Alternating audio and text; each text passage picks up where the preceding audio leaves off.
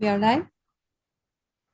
I believe so. I believe so. I believe so. Okay. Yes. Hello and welcome to Moreness-Culture. Good morning, Syl, and welcome everyone, whoever is joining us live. Happy Yes. Sunday to all of you. Welcome, Good Brain. morning. Good morning.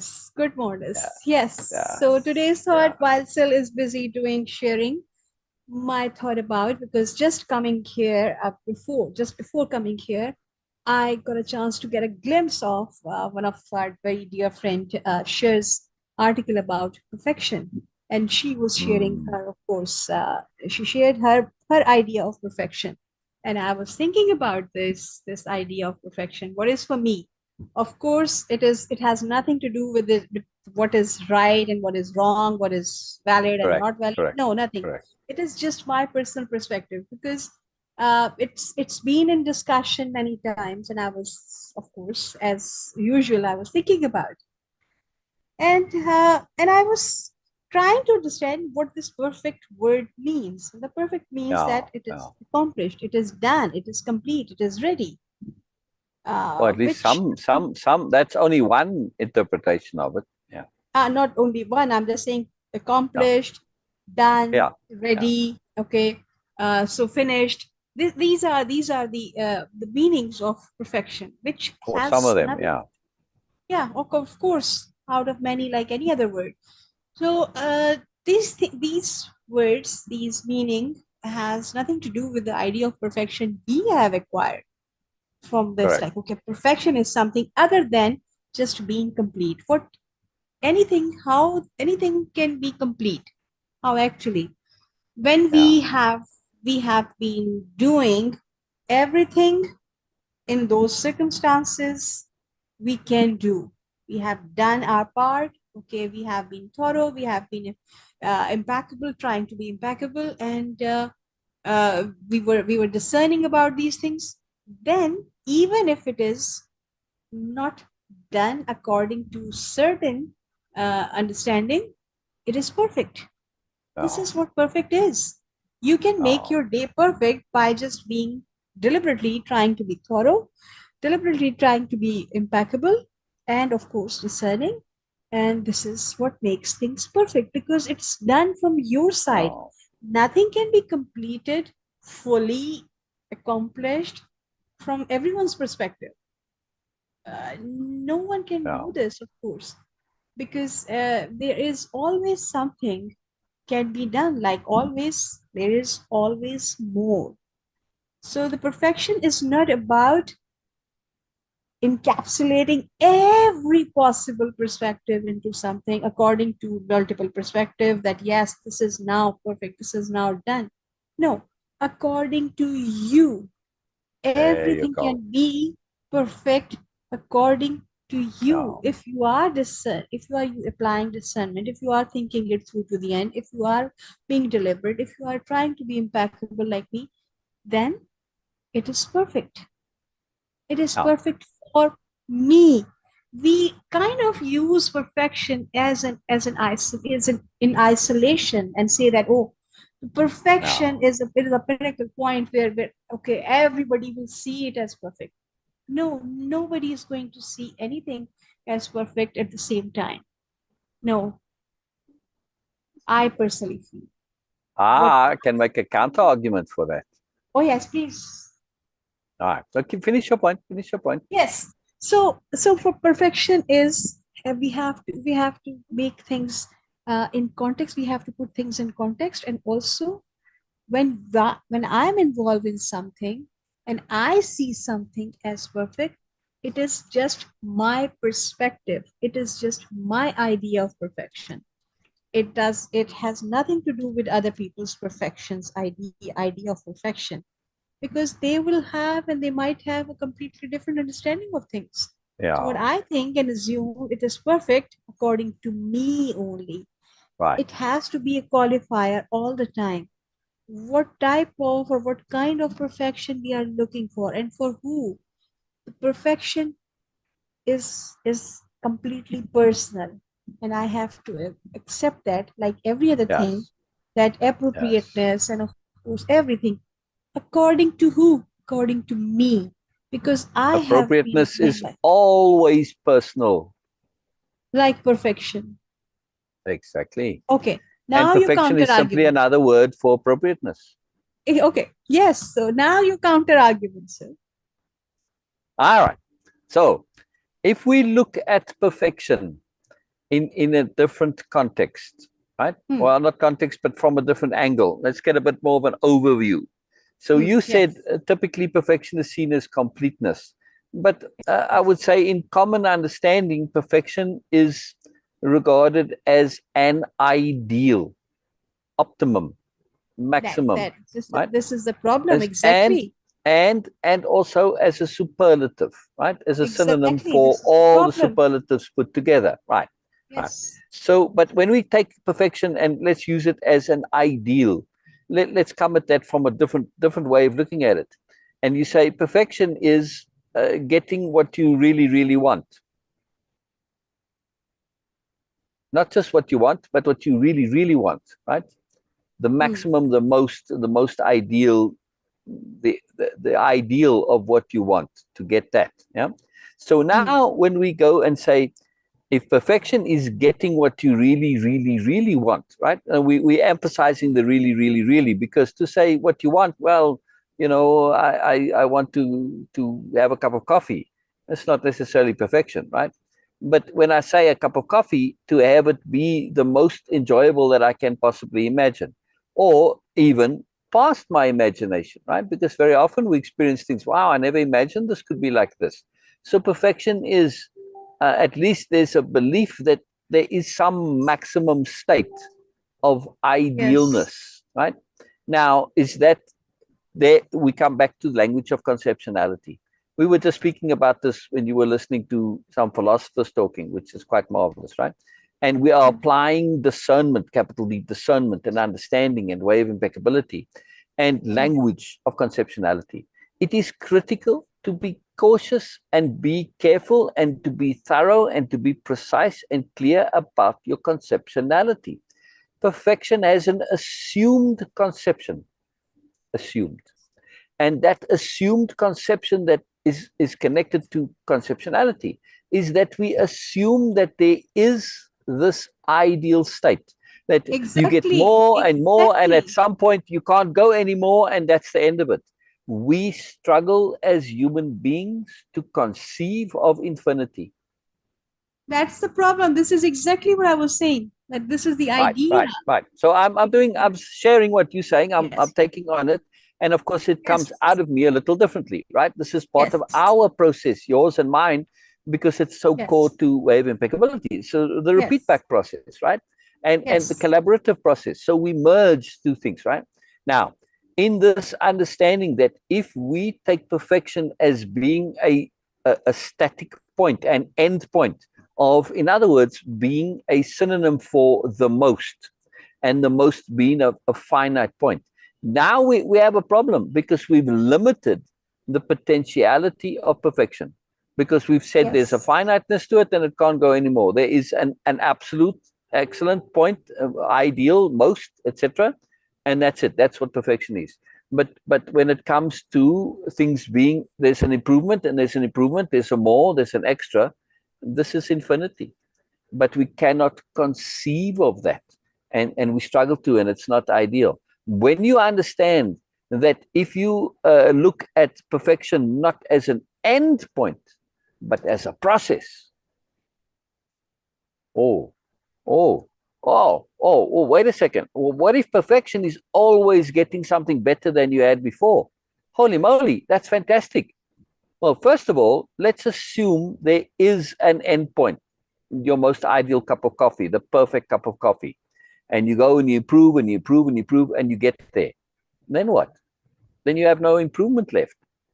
Wouldn't it be rather better to say, wow, you know what, let me rather stretch it out. Instead of getting to that ideal, I say, well, I've got a really nice cup of coffee now, but then I discover a better one. Oh, it's an improvement. I love improvement, and it's wonderful. And then I get a newer one after that.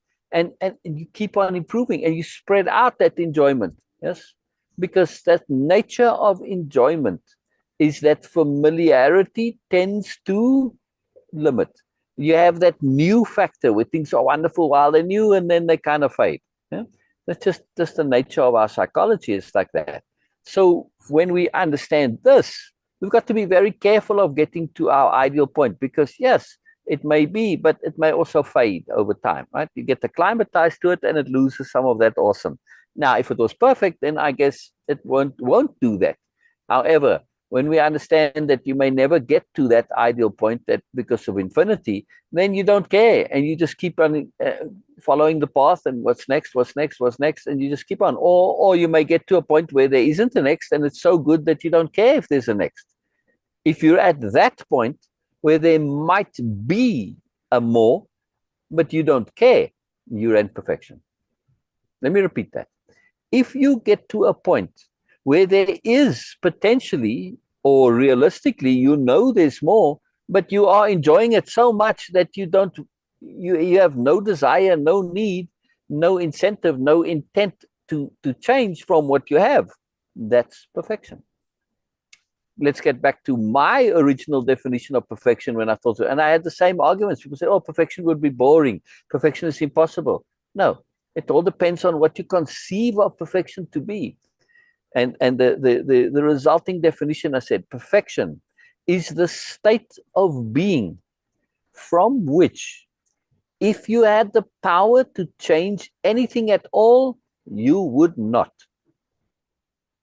Right? Saying it another way, if I'm in a space, in a situation, a state of being, circumstance, whatever you want to call it, and I can change things, but I choose not to, well, then that's perfect. If I don't want to change not one tiny little thing of my situation, I'm in a perfect state of being.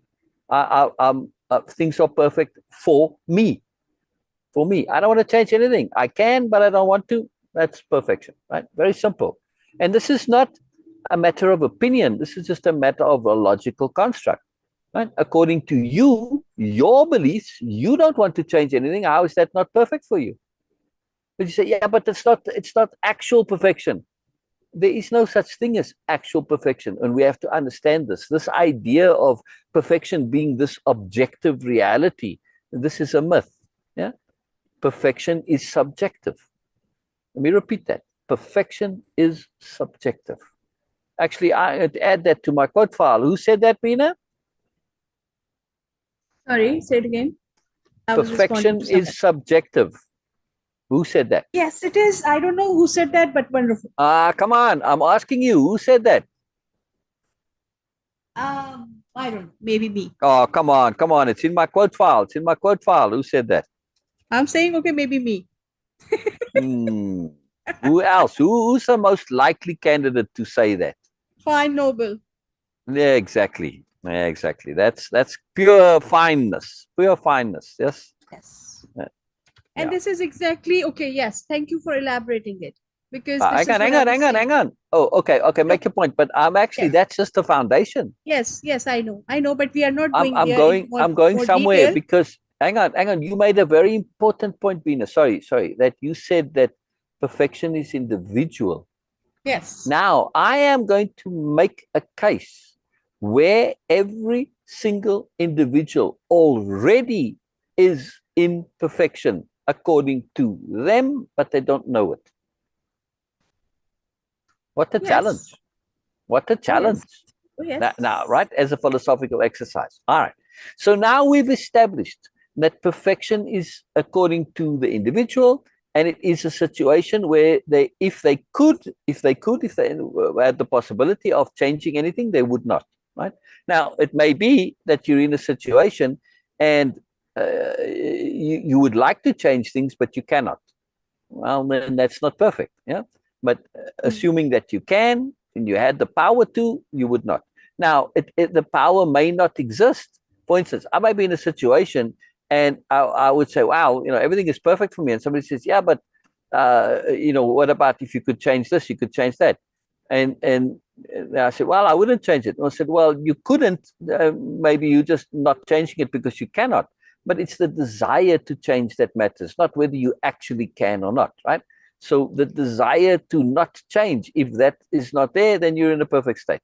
There may be a better state than that you're experiencing, but who cares? what to you, the inside the subjective experience, it is ideal, it's optimal, it's maximum, and you're fantastic, you're happy, right? So when it comes to, I think, certain levels of joy and happiness, past a certain point, it really doesn't matter, right? It's like, well, you have $1 billion or you have $1 trillion, you can't spend it all, so what difference does it make? See, or a zillion trillion. I mean, when you start getting into ridiculous numbers of wealth, you're just wealthy. It's irrelevant how wealthy you are. You cannot spend all your wealth, so it's irrelevant. Same thing with joy, with pleasure. You get more than you can actually absorb and handle, so it doesn't matter, right? So now we understand that, see? And this idea of having the most, this is a superiority paradigm concept that absolutely corrupts ideas and conceptions and realities of experience like joy and therefore perfection. So when we're always looking for that most, you're never satisfied because it's not the most. There is no such thing as the most when it comes to infinity. There is no such thing as the most when it comes to infinity. But the superiority paradigm will keep chasing this phantom and always never being satisfied because they want the most, and it's an impossible thing to choose. I cannot have it. So they waste their lives. Now, get back to this point where everybody is already in perfection according to them. Let's look at the universe that we're in from the perspective of awareness, yeah? Or at least just from a design point of view. So let's say that you and I, Beena, or anybody, we're designing a universe. Yeah, we have this creator power. We are now the creators of a universe. Okay, so we said, well, how are you going to design your universe? Right? What is the first, a completely new scratch universe, Beena? Let's do this as an exercise together. What is the first criterion element that comprises your universe, Beena? Is it just physical matter? Does your universe? Does your universe? All right. We're constructing. We're going to build a universe. Yes. Yeah.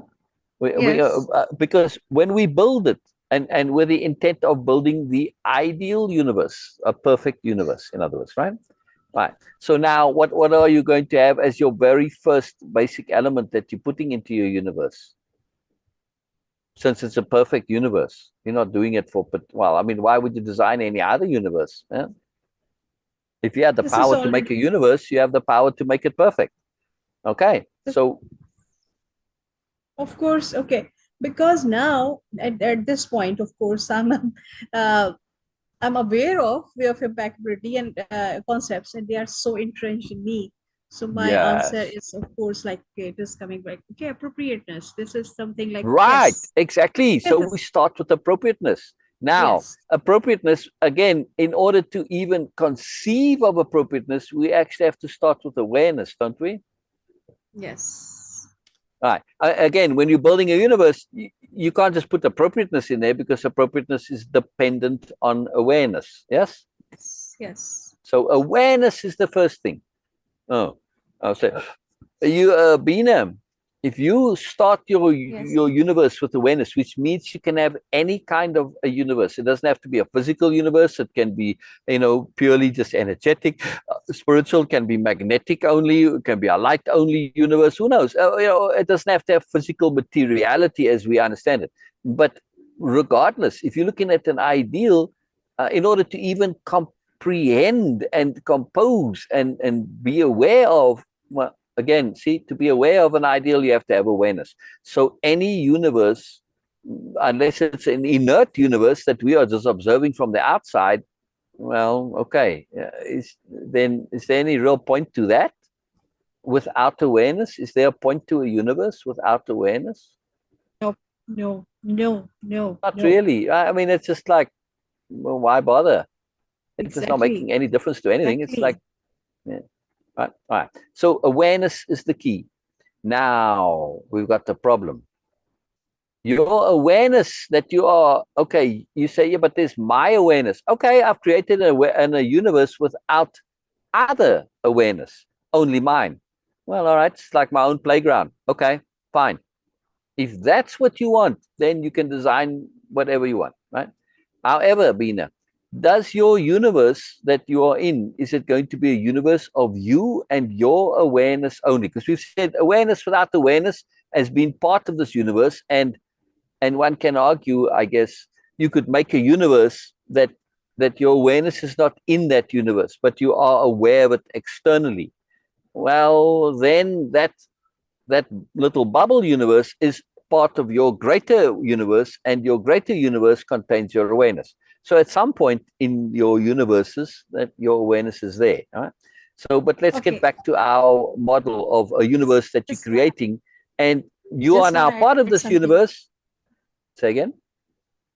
I just want to add something here because Yeah. okay, this is the idea. I want to think more about it, but awareness itself is a proof of everything an idea exists. Yeah. Awareness is a proof of possibility.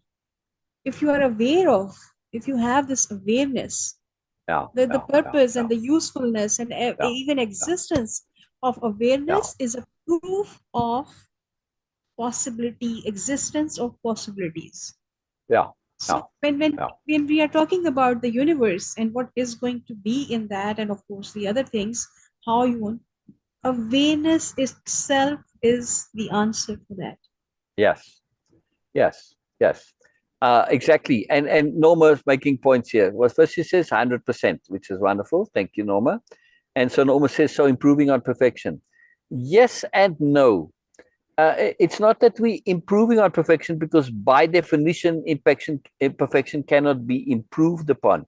However, your very next point answers that one. Your very next comment, Norma says, so we can have multiple perfection. Absolutely. This is Oh perfect, yes, and this is also perfect. Many different exactly. variations on perfection. And when you understand this, that perfection is a variable, it can change. Right? When you don't want any more and you don't want to change anything, that's perfect. That doesn't mean it's static. I can be in a different situation in which I don't want to change anything. It's different. I have different enjoyments, different awarenesses, different perspectives on perfection, different immersions into perfection. So perfection is, and that's the magic of perfection. If you in perfection, capital P perfection, you don't want things to be static. We like variation, we like change. If you want things to be static and no change, okay, then that's your perfection, right? So yes, can absolutely change. Awareness says Norma, it's absolutely there, right? Very good. Grin, and Norma says grin. So this is very, very key. I just want to say hello to the chick academic, or no, the shy academic. No, chick. It is chick. The chick academic. All right, very cool, very cool. So hello to the chick academic on IG.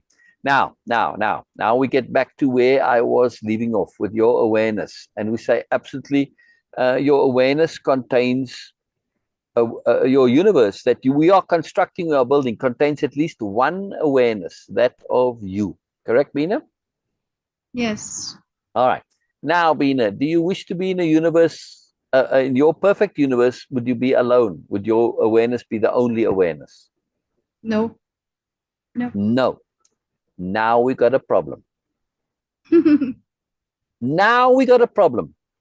The fundamental nature of actual real awareness is such that you cannot be created. So we're saying we're creating our perfect universe, but the fundamental nature of awareness is such that it cannot be externally created. Right? We can create the conditions for awareness to arise, but we cannot create it itself, because by definition, awareness is an internal thing that has happened. How exactly it does, we don't know, right? But awareness has to have its own come about. That's what awareness means, that it is something that has come about and then feeds on itself. So all we can do in our universe that we're creating, no matter how powerful we are, we can simply create the conditions for awareness to come about. Yes? In our Hmm. perfect universe. Now, actually, we set about designing our universe, but really now it's out of our hands. to a certain extent. Yes. Hmm. Or we say, okay, well, awareness is out of our hands because it has to create itself, has to come about by itself. We cannot force it, right? Because then it's a program. The moment it's forced, a program. So now we set up the ideal conditions. That's what we can do. So our power as universe creators is to set the most ideal conditions for awareness to be maximum awareness. Yes? Hmm. Right? Beena, are you with me? Yes, yes, yes. And so our universe is pretty simple now, because we don't want to be alone and forget the details. What's most important for us is to have awareness that we can share, other awarenesses, yeah, Hmm. optimum ideal awarenesses. And to get optimum ideal awarenesses, we have to create an environment which is optimizing for the This is maximization, the idealization to get to the perfect problem. awareness. This is the It's not problem, a Syl. Right wait. there. Sorry, no, just sorry to Oh, interrupt you, but this is the all right. problem right there, because we often get confused with optimum and perfect.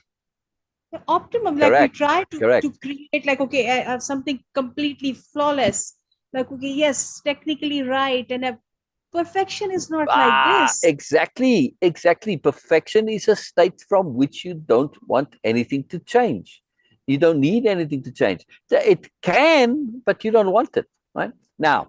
Now, what are we want other awarenesses, and we don't want just awareness that's very primitive awareness. Like the awareness of a fly, right? Or we assume, or an ant, or whatever.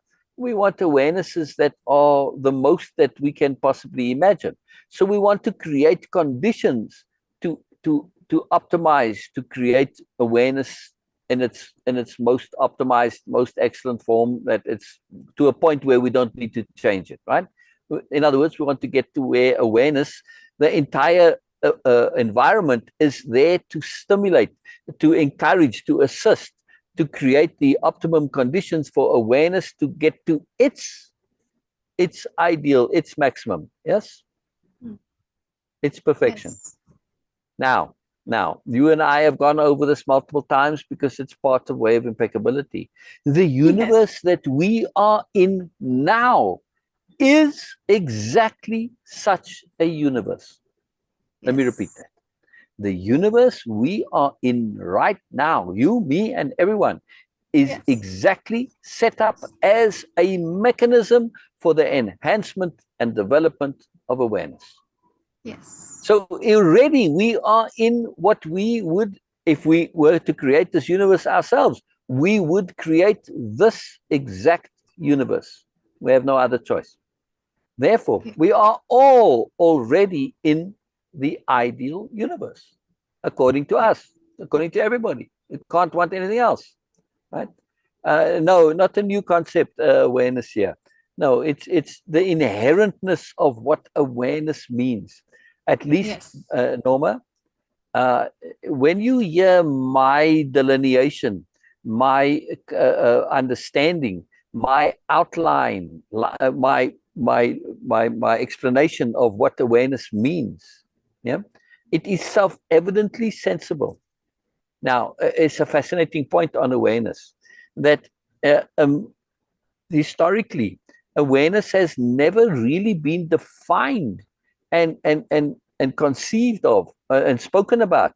It's just been mentioned, but never really elaborated on, because philosophically and academically, this was regarded as an impossibility, which of course is absurd. Awareness it has to be self-generating to be awareness, otherwise it's a program. And I think in the past we didn't have this awareness of program, right? So we lacked that conceptionality to be able to define awareness itself. But when we look at awareness to what it is not a constructed thing by someone else. It has to come about by itself, because then it's a program. When we understand program versus awareness, we can see, I understand what program is by understanding what it cannot be. Yeah. So we can understand things by that which it cannot be. Right? Not necessarily its opposite, but simply all the variations of what it cannot be. Then I can figure out what it is without needing to specify directly what it is. Right? It's a very wonderful, wonderful way of coming to know things. For instance, planets were discovered because they looked at the stars and the things around it, and they said, well, something is affecting in the gravity. We can't see it, but there has to be something there because these things have a gravity effect on them. And so they could calculate where planets were, and they looked there, and then they found them, right? So you don't have to know where something is or what something is in order to find it. You can look at its effect around you or what it isn't, right? And this is the same with awareness here. So when we understand this about awareness, that it has to be self-generated, and we can only create the conditions, the idealize that. And now you say, yeah, but Syl, you just made the statement like we live in a world, our universe is such a place. It is a universe that is geared to the enhancement and development or optimization of awareness.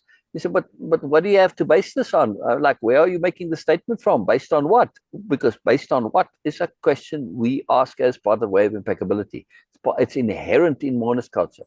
And the based on what is your own experimentation. Go out and simply take your own life and look at everything that happens to you from this perspective of awareness cultivation, awareness enhancement, awareness development, awareness furtherance, right? And you say, wow, I bumped my toe. How does that help my awareness? Well, duh, it was painful. Do you want to do it again? No. In other words, if you don't want to do it again, you need to be more aware. You need to be aware of where you're walking, how you put your feet, and what you're doing. See? So bumping your toe is directly related to awareness enhancement. Well, all right. Well, I had a big argument with Bay. How does this help me? Oh, okay, same thing, right? You don't like it, and if you don't like something, in order to avoid have it happen again, you need to be more aware. Say, yeah, but I didn't do anything. Bay just started this out of nowhere. Well, if you are, and that may really be true, not just an excuse. If that really is the case, then you need to be more aware of Bay's psychology. Again, you need to raise your awareness of the psychology of others. You need to be aware of awareness itself. See, every single thing leverages our awareness. There's no way around it. When you understand this, and now you start to look at things that come into your life, not just the static things, but things that come into your life, particularly that are but anomalous or pressures, force of circumstance. When you look at it through the lens of awareness, suddenly it makes sense. Suddenly you see the magic, the awesome. Oh my goodness, yes, I want to be more aware. Now you're in a perfect universe. The moment you say that, you're in a perfect state. Can you change it? No. Why? Because you need to grow your awareness yourself. You say, yeah, but it's not perfect yet because I'm not happy. I'm not having fun. Yeah, but it's perfect from the conception, the perspective of an awareness generating mechanism, or not generating, awareness enhancing mechanism. It's perfect for that, right? That's it. All right. Now this is fantastic, Beena. All right. That's it. That's it. We live in a perfect universe for the enhancement and development of awareness. We might not like the process, but that's a choice. We can learn to like the process, and then we live in perfection. So I'm concluding my argument by saying I was going to make a case where we already have perfection. And from this perspective, we do. Yeah? Yes. And you wouldn't design the universe any other way. If you would not design the universe any other way, by our definition of perfection, you're in perfection. Yes. I rest my case. Stop complaining, people. Get with the program. Start learning to want and enjoy the process of the development and enhancement of awareness. When you learn to enjoy it, then life is perfect. Life is wonderful. Yes. Stop complaining. Yes. Stop complaining. Yes. In other words. Again, coming back to the same root that the idea we have is coming from the should mindset, that it has to be something like, okay, this has to be like this. From where we get this idea, I have no idea, of course, that okay, from where we have acquired this, but this is the should mindset. And then that is why it is limiting. That is why it doesn't make any sense, because it is coming from the should mindset. Anyway, thank you so much for sharing, Syl. One point. Norma says amazing. Yes, Norma. It truly is. I was being a little bit flippant maybe and a little bit playful with this, but what I said is very, very serious.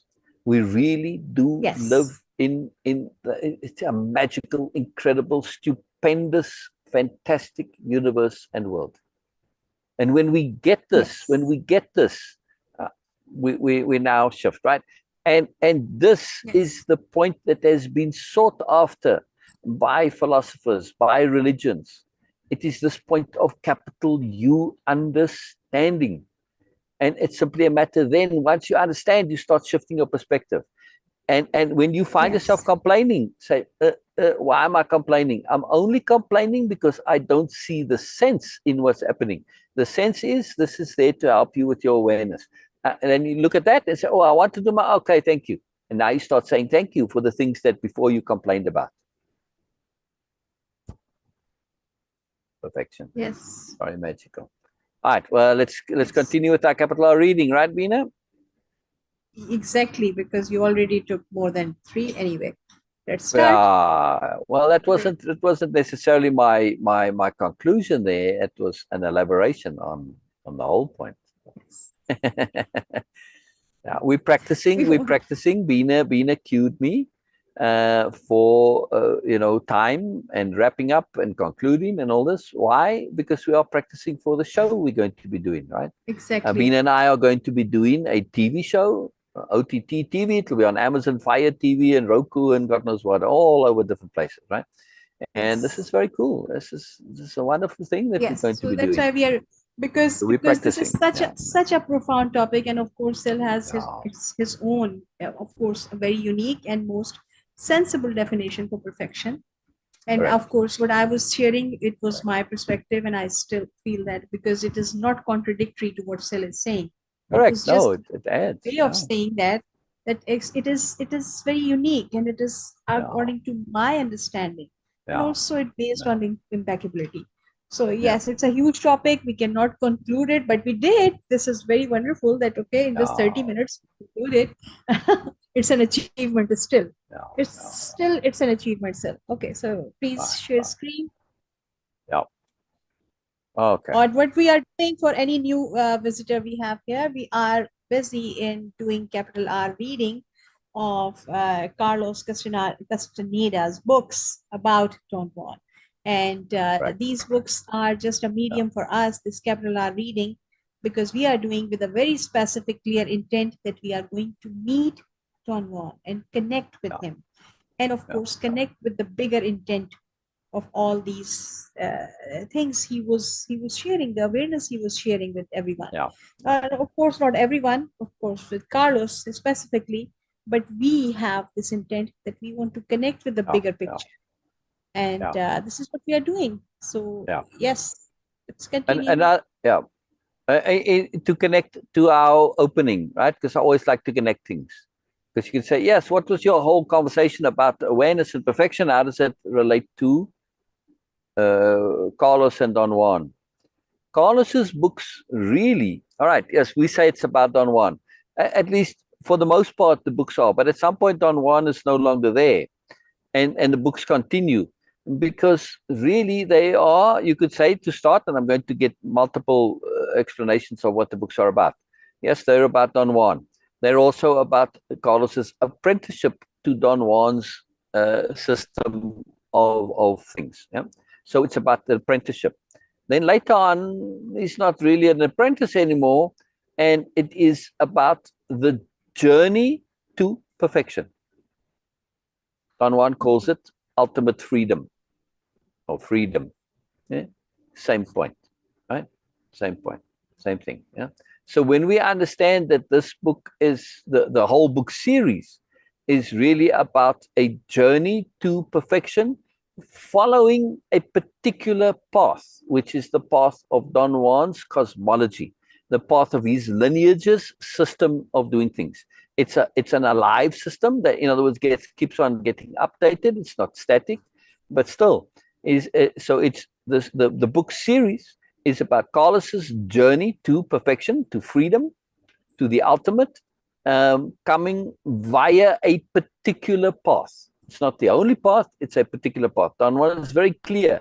to say it's not the only path, right? It's a particular path. Christopher Abbott says, the Old Testament warns of practicing divination and sorcery. I was wondering what your thoughts are on this. Yes, the Old Testament warns about a lot of things. The Old Testament also says that, you know, especially for people who live according to the Old Testament, right? It also is very clear about sacrifices. Yeah. How many people do you know that practice sacrifice?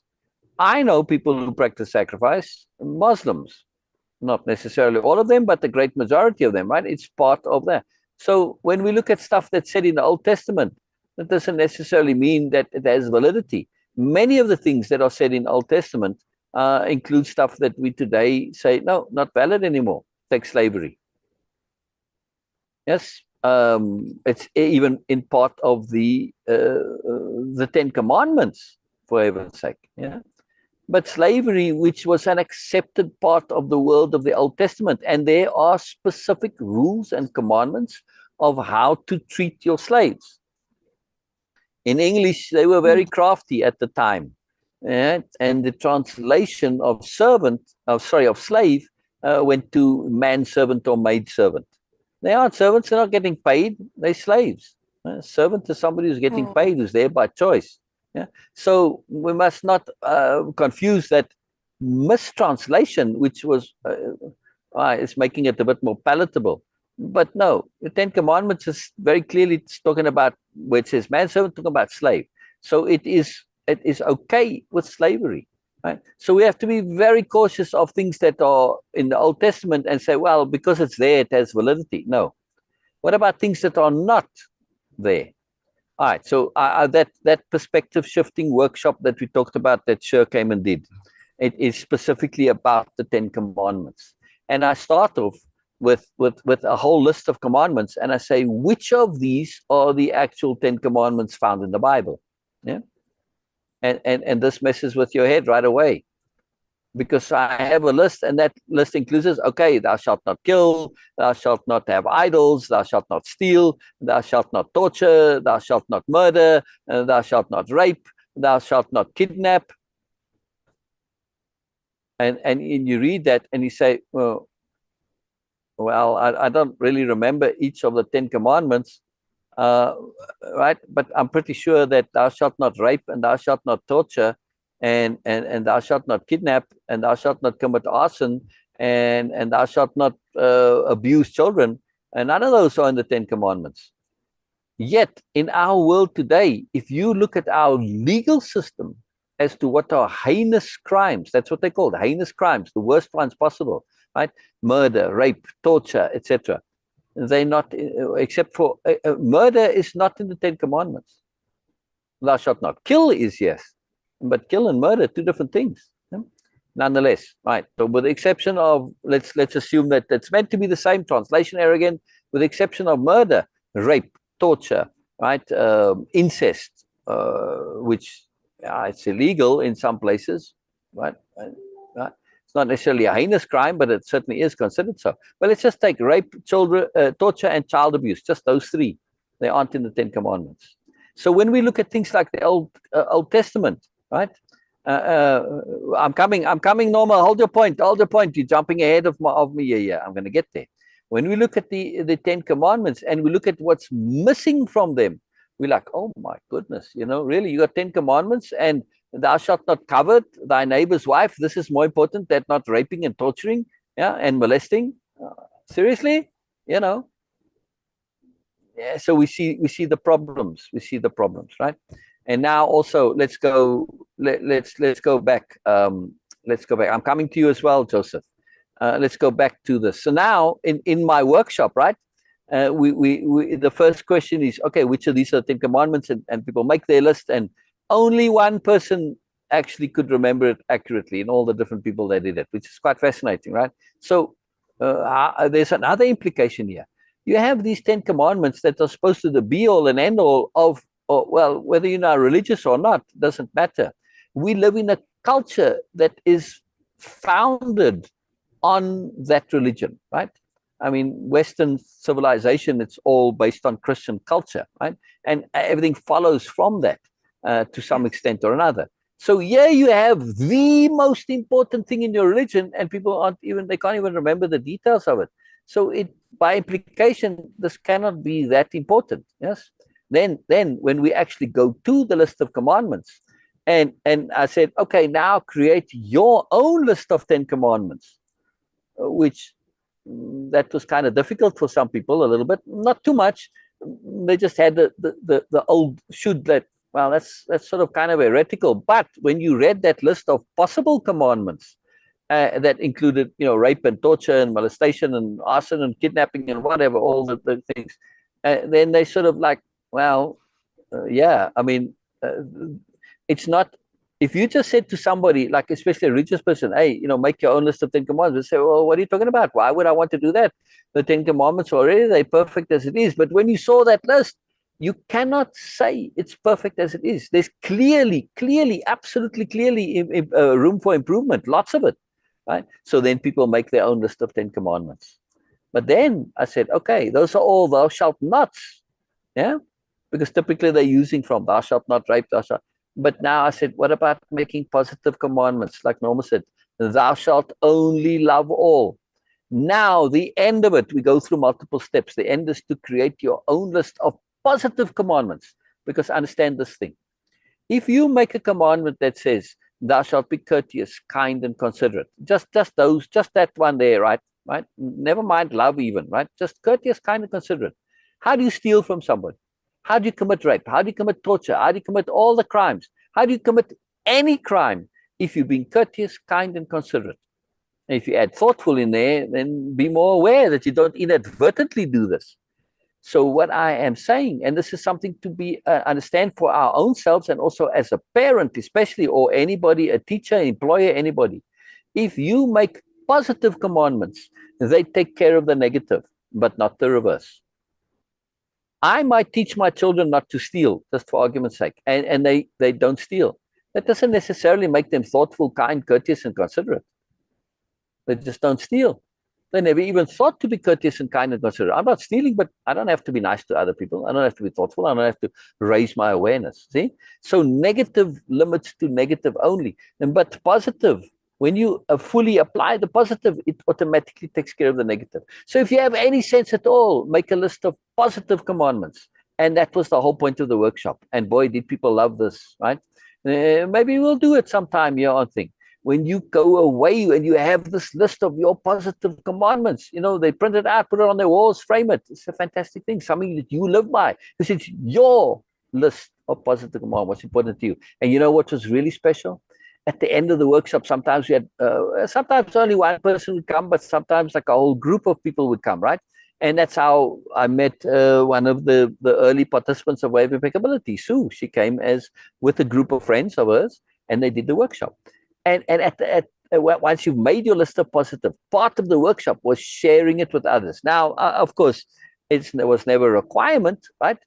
It was an optional thing, because sometimes we were very private, but everybody chose to share. And that was incredible. That was really incredible. The power and magic of sharing, which is why I put it into the workshop. When you heard other people's commandments, people say, oh, yes, wow, that's fantastic. And they added it to their own.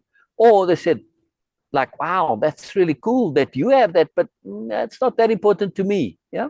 So you got to hear the individuation of your list of commandments. And that was very eye-opening and very revealing and very precious to hear what was of utmost importance to others, but not necessarily for you, and the difference. And it led to celebration of difference.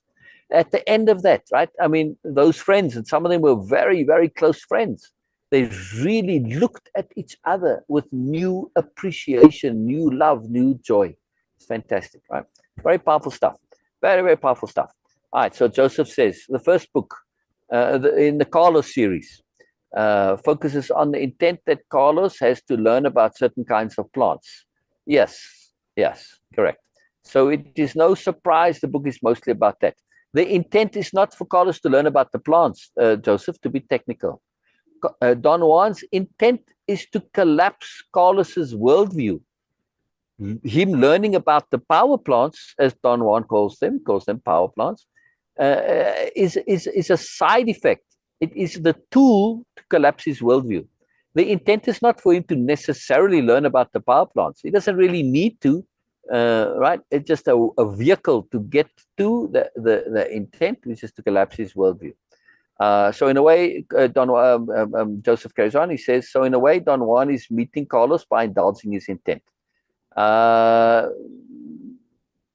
No, I can't really say that's accurate, Joseph, because why is Don Juan involved with Carlos? He's not doing anything to satisfy Carlos's intent. He couldn't care two hoots about Carlos's intent.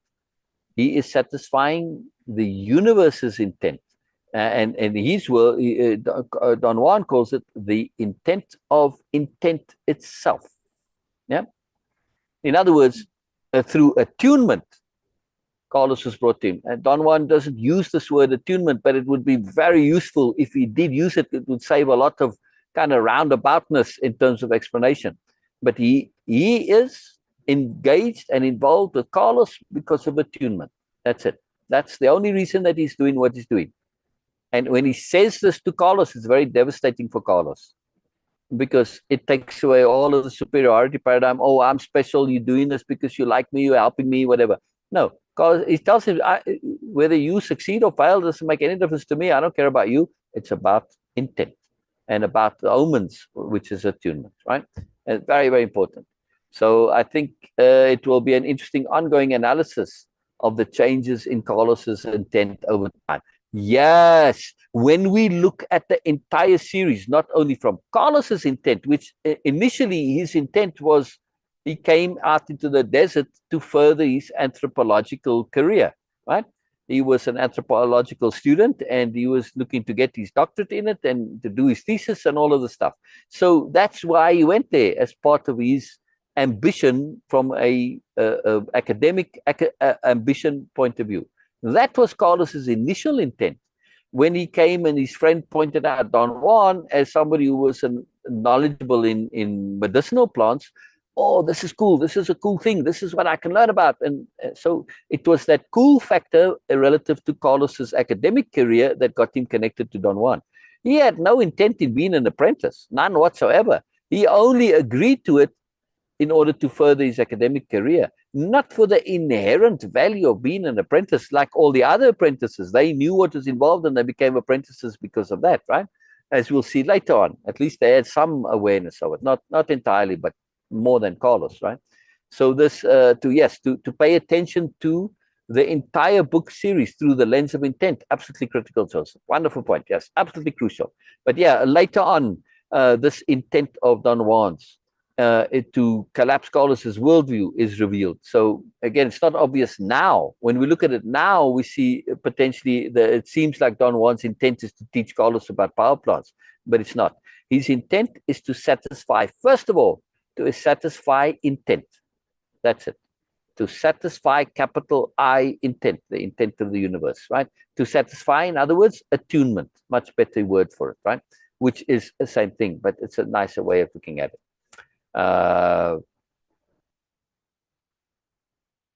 So I think it would be instructive to spend a little time on another day to have you and Beena to weigh in on your intent with these podcasts. Oh, we've shared this many times. Almost every broadcast, we share our intent. Will you please reshare our intent? Because Joseph goes on to say it would highlight the importance of being aware of your intent. Yeah. So the first thing, again, capital R reading. This is the process from Way of Impeccability. It's a concept of Way of Impeccability where we not only just read and just understand the story or events or just go into the specifics, but to connect with the overall intent, of course, from the book, the message, of course, what they were trying to do and the abstract concept of it. This is, again, of course, reading beyond the words. Reading, trying to understand the intent. This is what actually capital R reading is. But this particular capital R reading of Carlos' books about Don Juan is to connect with Don Juan, to meet Don Juan. Yes, the mediums are important. Whatever he was using, it is coming from his wisdom or from lineage, of course, and other benefactors. This is so profound. We are not negating the value of mediums, but No. mediums, Don Juan is not limited to any medium only. This is our Correct. point. We want to Correct. connect with his awareness, Correct. with his bigger picture concepts. And of course, all the mediums, of course, it could be medicinal plants, power plants, and other things. They all are included, but they are just medium. Yes. Don Yes. Juan is much Yes. more than that. And Yes. this is our intent. Right. We want to connect. Later on. Oh, sorry. Yes. Sorry. No, this is it. Yeah. Yes. Later on, Don Juan specifies three principal areas or parts of the greater whole, and as pathways to learning and knowledge. One of them is via dreaming, another is via stalking, and another is via intent, right? He makes those three separations. None of those three major pathways include specifically power plants, right? Or sorcery. Intent, dreaming, and stalking. Those can, any one of them can include that. It's as appropriate as attunement brings it to you. All of them are subject to attunement. They're just more styles of being, predilections. And different people are more geared towards the various different styles, right? It doesn't mean that you have to specialize. It just happens to be so, but it's not necessarily so. And when we understand this and understand it's all about attunement, and that's the key in the magic of attunement, because attunement will automatically lead you to what's most appropriate for you.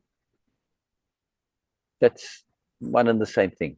Very, very key. So our intent, Joseph, is to share.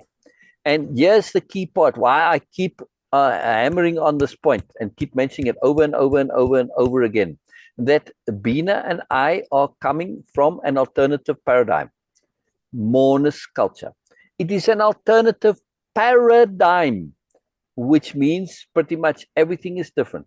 The most profound differences when you shift the paradigm are typically in how things are constructed, and in the concept of a cultural paradigm, that means motivation.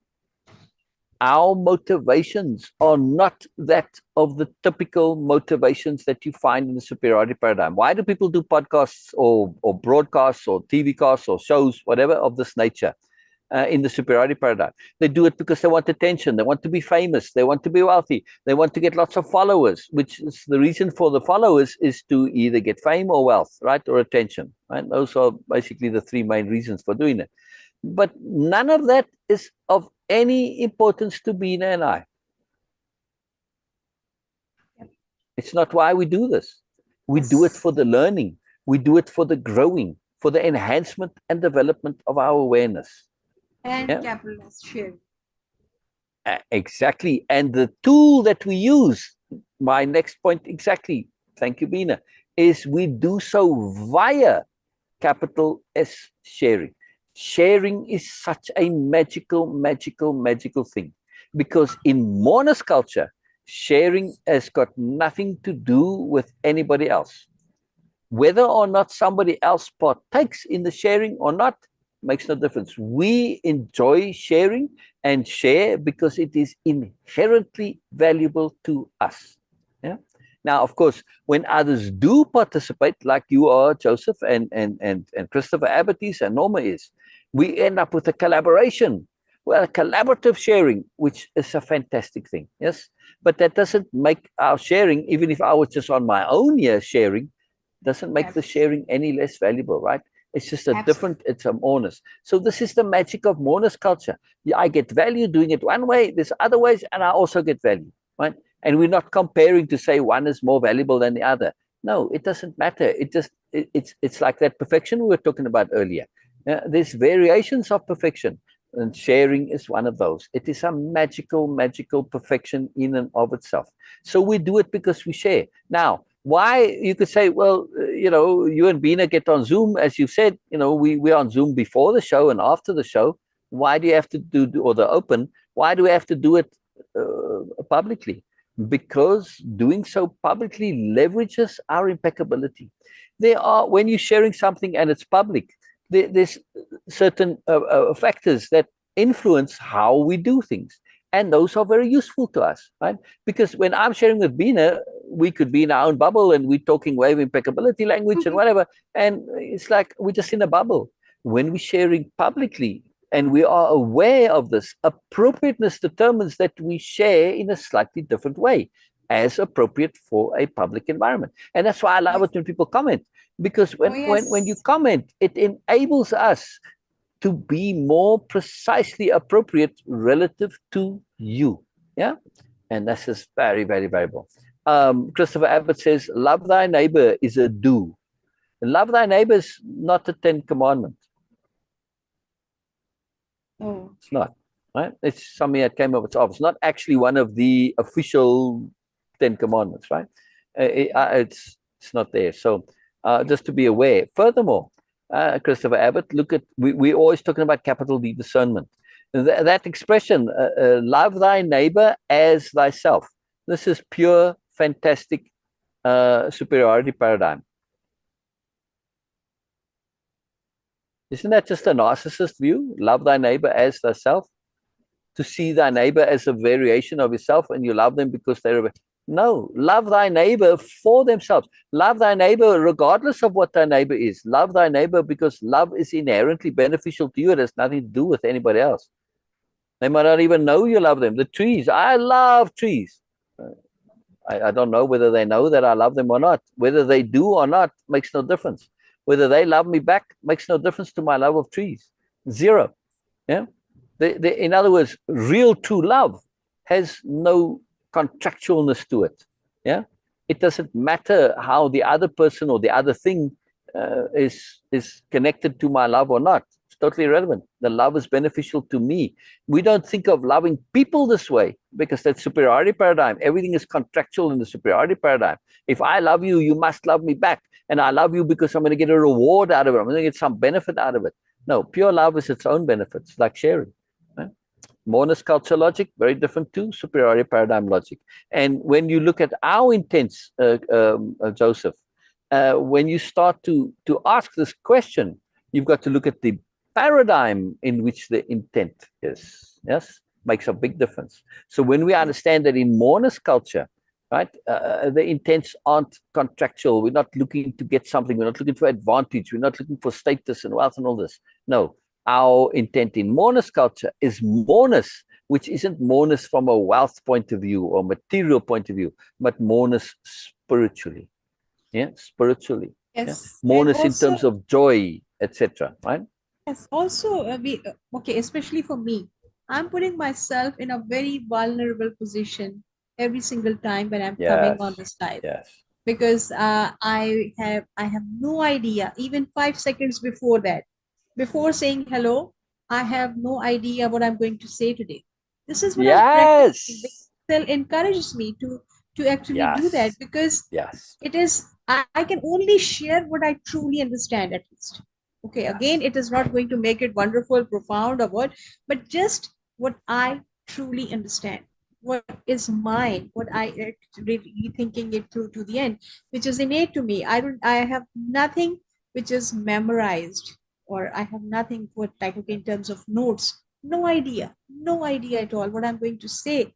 Just when I'm saying hello, even sometimes I have no idea what will come out next. So yes, I'm putting myself, deliberately putting myself, to be vulnerable, so I can test that whatever I'm talking about is innate. I truly have trust in it, and I can trust myself also to be appropriate. So a lot of practices also involved into this. And on, of course, as Syl was saying about, the most important thing, we are here, we are sharing, we are inviting everyone, that okay, yes, come and share your perspective. We don't get offended by that, that okay, you have a different perspective, we love this, yes, you have a different perspective, you are sharing. And by doing so, by doing this practice, we are getting so much value, Joseph, when you are sharing, when Christopher Abbott is sharing, when Norma is sharing, or Sher is sharing, or of course whoever, when you guys are sharing your perspective, it's a profound gesture. We love this because we want to have different and multiple perspectives, and on top of that, they all can coexist.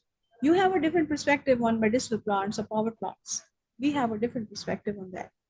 Does it make any difference? No. It is just showing that how much we love Don Juan in different ways. That's it.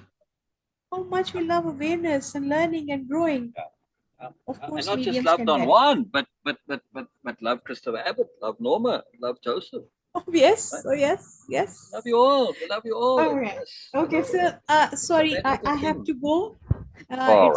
It's already No problem. 11. No problem. Yes. We didn't get to read today, but that's okay. We'll continue tomorrow. Actually, it's a good place that he's going to. Don Juan's going to share something quite profound. That's very cool. So it's a nice thing. We'll focus on it. We'll focus on it tomorrow. But yeah, Yes.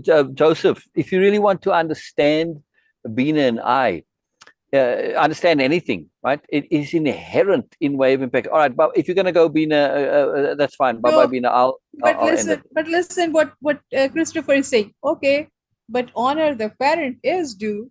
Correct. Yeah. Yeah, Yes.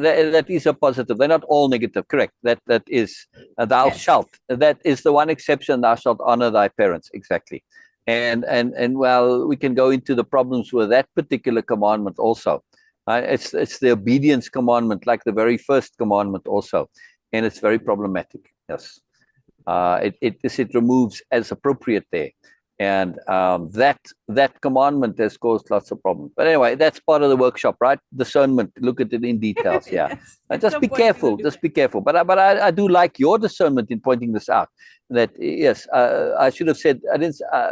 I should have said that the commandments are mainly, most of them are negative. I think that's the only exception, if I remember correctly. But anyway, we can do the workshop sometime. It will be fun. It will be fun. Okay. But I was saying to Joseph, though, to understand anyone, and it's inherent in way of impeccability, to understand intent. And actually the whole program, my other main program, or one of the other main programs, I got a couple of them, capital H hearing. Capital H hearing that's what hearing, capital H hearing means, is to connect to intent, to hear the intent. When people say, oh, you know what, I'm not being heard. What do they mean? They don't mean that the words didn't penetrate somebody's ear. You're not hearing me. I heard every word you say, and I can even repeat back your words. Yeah, but you're not hearing me. Yeah, because they don't get the intent. Now, sometimes we don't even know our own intents, which is why way of impeccability starts off with clarity of intent as module 1, session 1, because we intend things that we're not even aware of. Now, as an external, right, for when I'm practicing capital H helping, capital H hearing, I can hear intents that you don't even realize that you have. You have them, but you're not aware that you have them. We have those inadvertent intents. So intent is very critical to understand. And that's what, motivation is part of intent. Yeah. Yeah. Joseph says, go turn the sky to the galaxy. I love that. I love that. I absolutely love that. Yes. Intent is crucial. If you are out as a goat herder, yeah, you just start paying attention to the intent of your goats, and you'll quickly have a lot easier time of managing and herding your goats.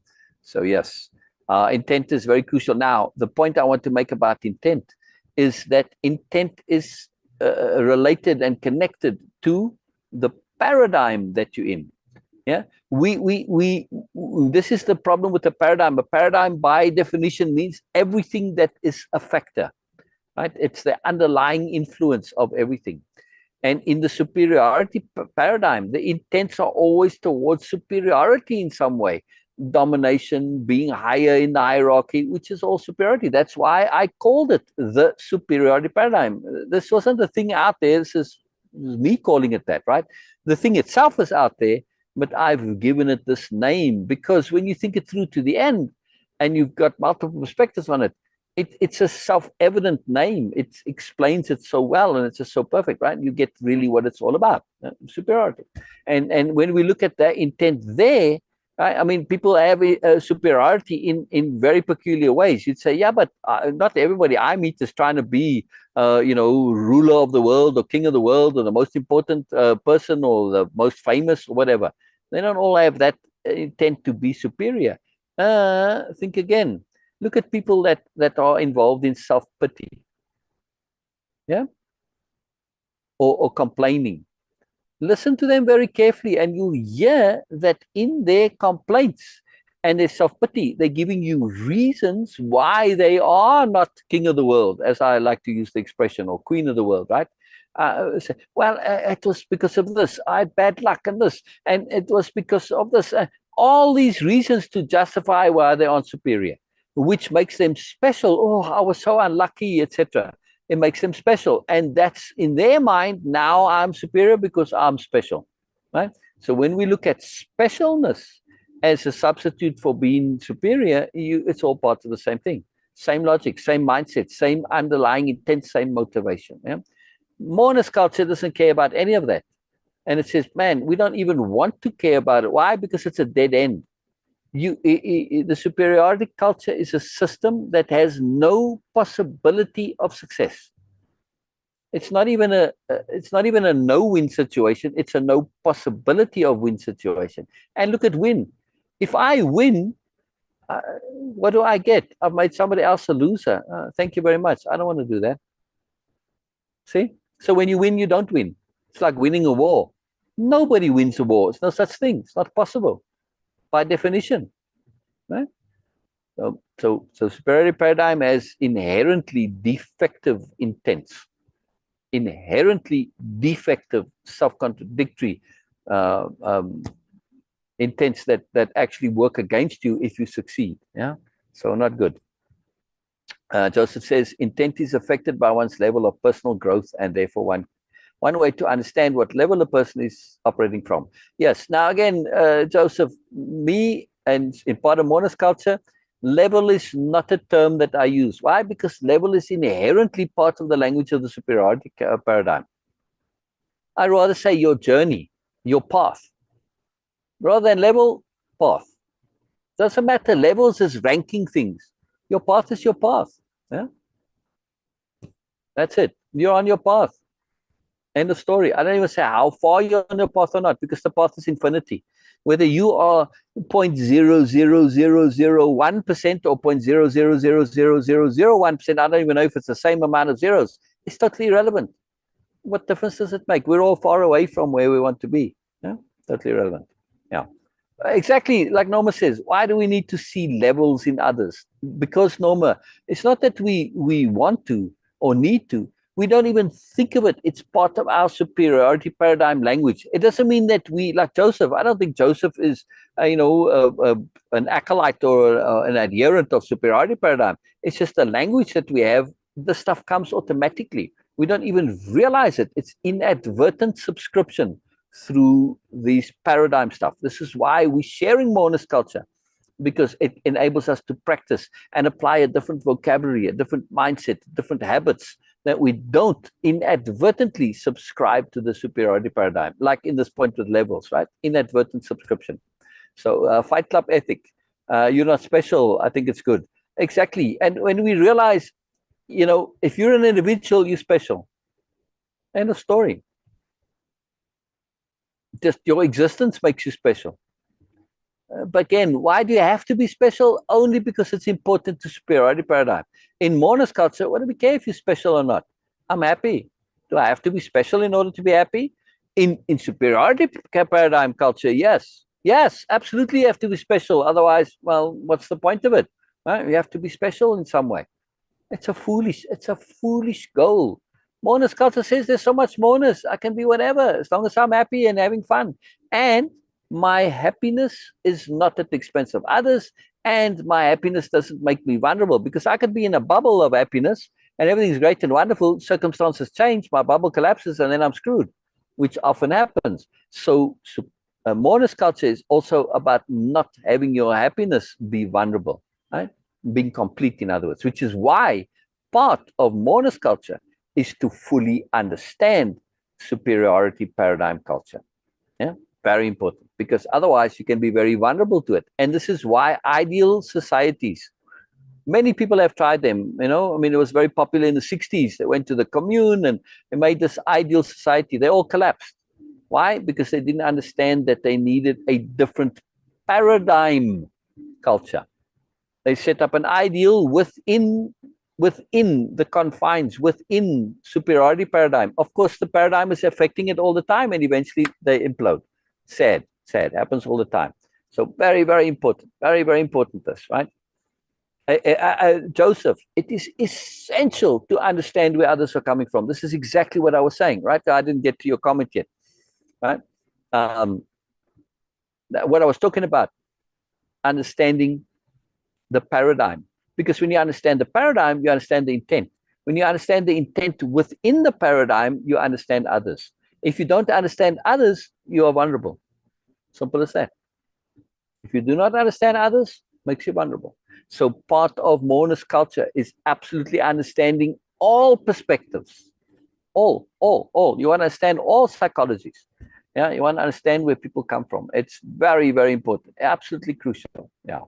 And one of the essential understandings or tenets or perspectives or values in Moreness culture is to understand that others are you. And that's it, right? They just took a different path, but you could easily be there. And this is absolutely intrinsic to capital H hearing. To capital H hearing.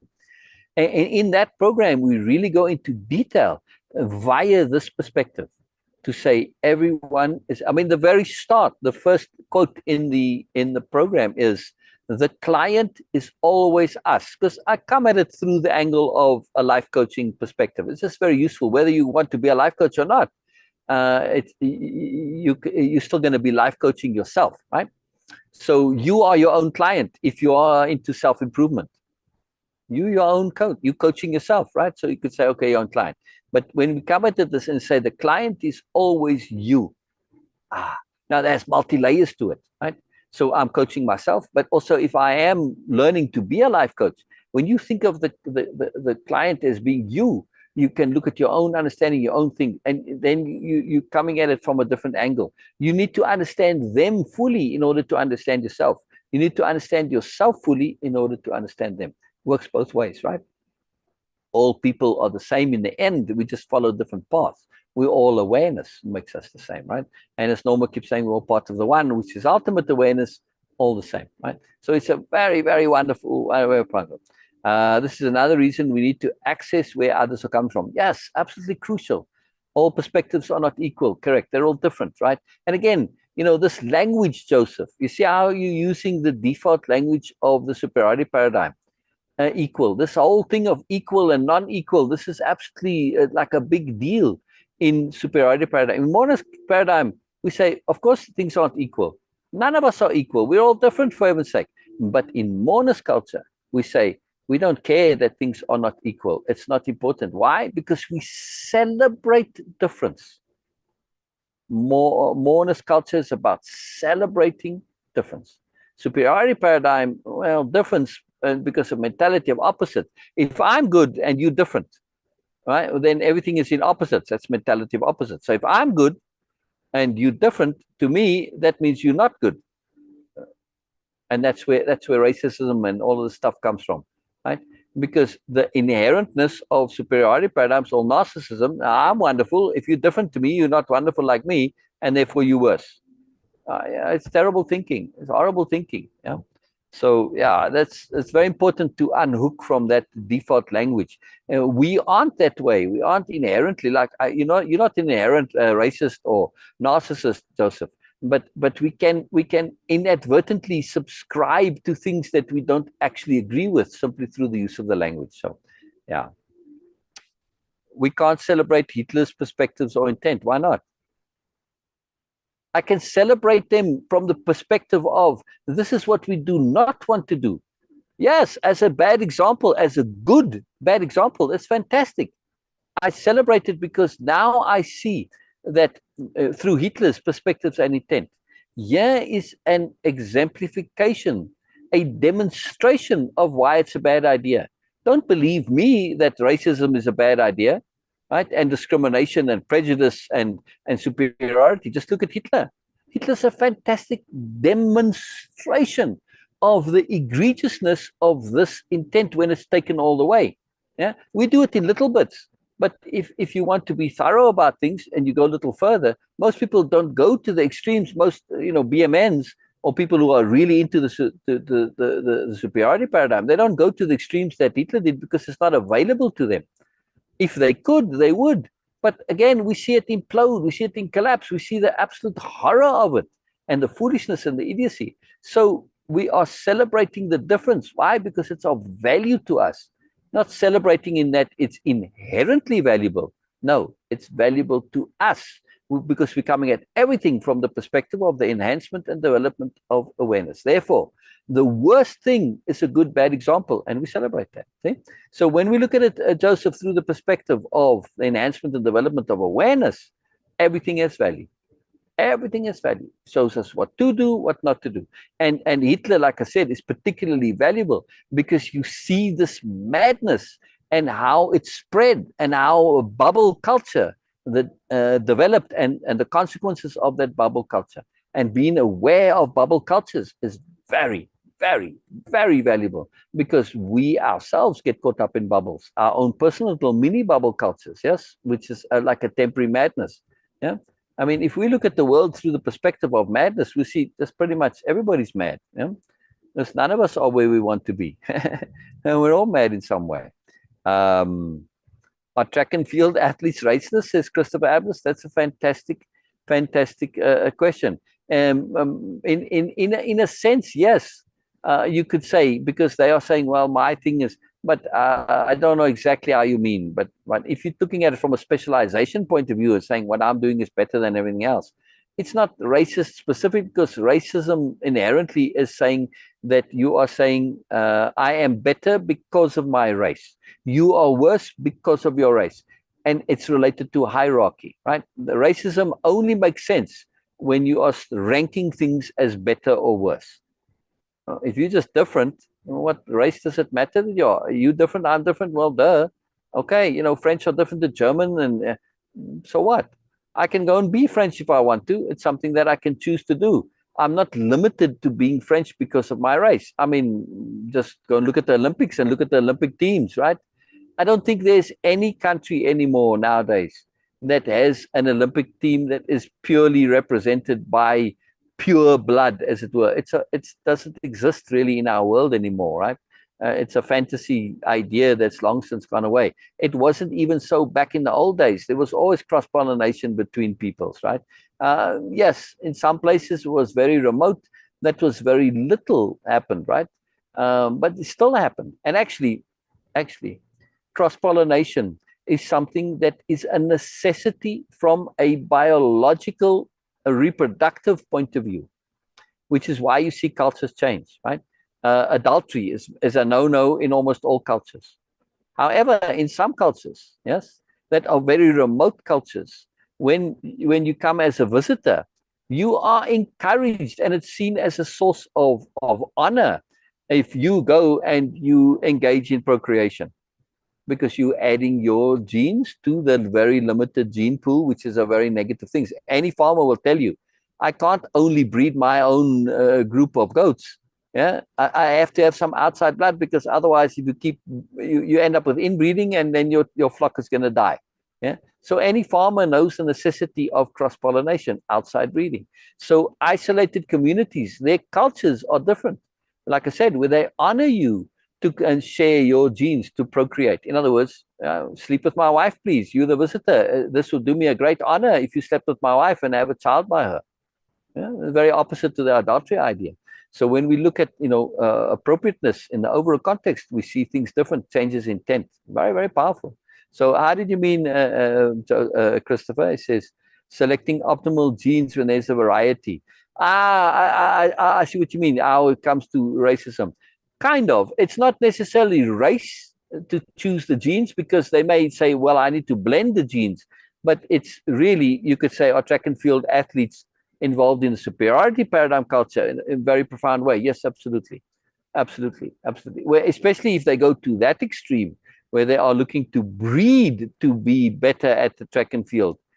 now you're getting to the real extreme of it, right? And if they think that some race, like, okay, I want to be a sprinter, I'm going to be Jamaican, I guess that would be racist, yes. Not necessarily in a negative way, but yeah, that's inherent in racism, is saying that one has advantage over others.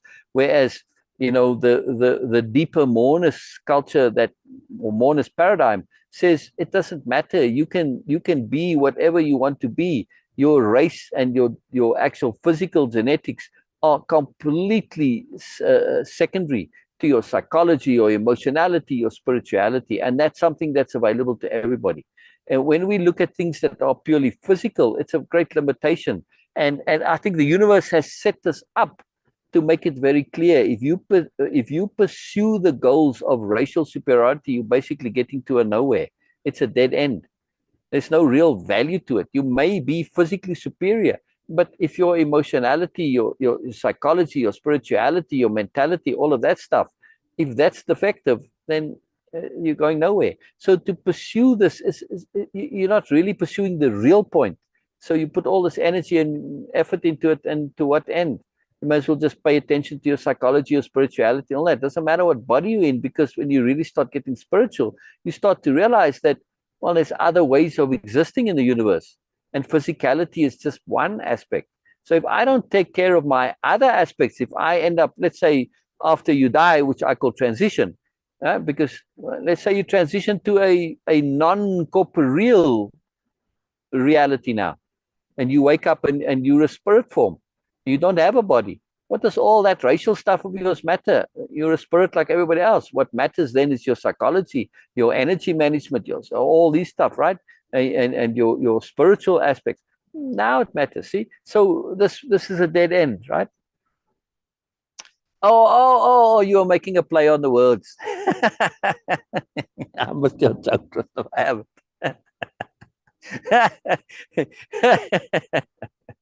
Okay, so then I guess you could make that same joke with like race car drivers, right? That would maybe make a better joke. Are race car drivers racist? Yes, because they're racing all the time. Yeah, very funny, Joseph. Very funny. I missed your joke. Sorry. I was too sober there. I take it too seriously. But yeah, great joke, right there. But it led to a nice discussion though, of where we assume physical superiority is the most important thing. It isn't. If physical superiority, and especially fighting ability, your heavyweight champion of the world, or nowadays the UFC heavyweight champion of the world, they would also be the ruler of the world.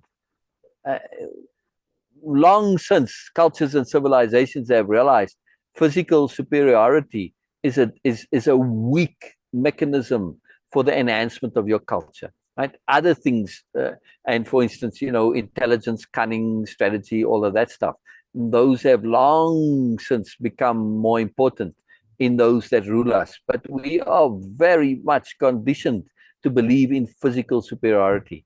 And really, the reality is it's pretty meaningless.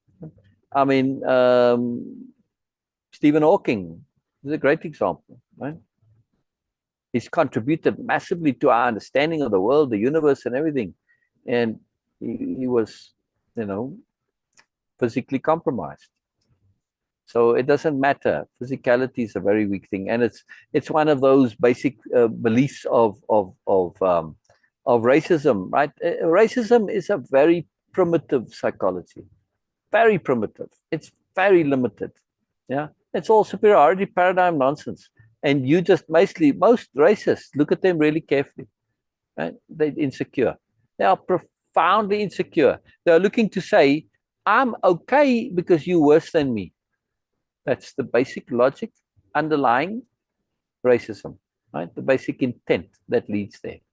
I'm okay because I found somebody else who's worse than me. I can't even say it directly on a person-to-person basis, because that has massive problems. Most racists I know are really crappy people, right? They put no effort into who they are, and they're full of nonsense. They criminal mindsets, they're indulgent, they're sloppy, they're careless, all sorts of things, right?